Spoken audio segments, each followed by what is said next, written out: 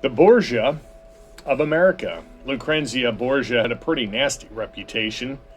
Legend says this Renaissance villainess was fond of spiking her enemies' drinks with arsenic.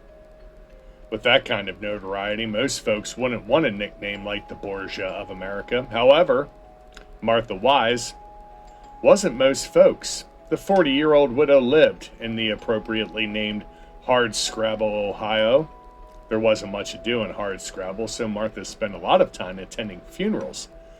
Without a doubt, she was an odd bird, but she was lonely. Martha's first husband treated her like a slave, and after his death in 1923, she decided to get hitched again. Martha set her sights on a local fellow named Walter Johns.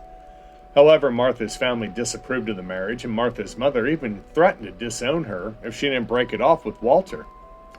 Seemingly defeated, Martha called off the relationship, and that's when people started dying.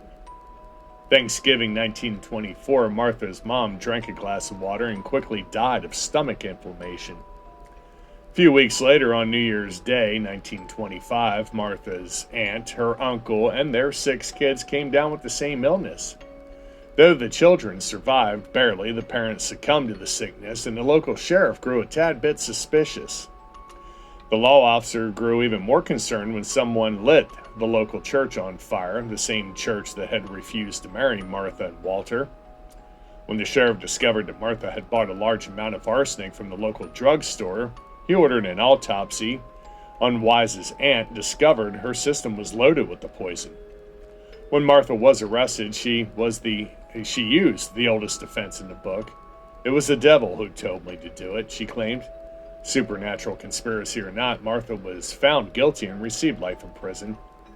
Martha supposedly enjoyed her time behind bars, and when she was paroled in 1962, she couldn't cope in the real world.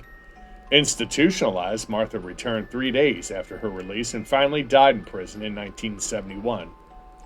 She probably would have loved her funeral.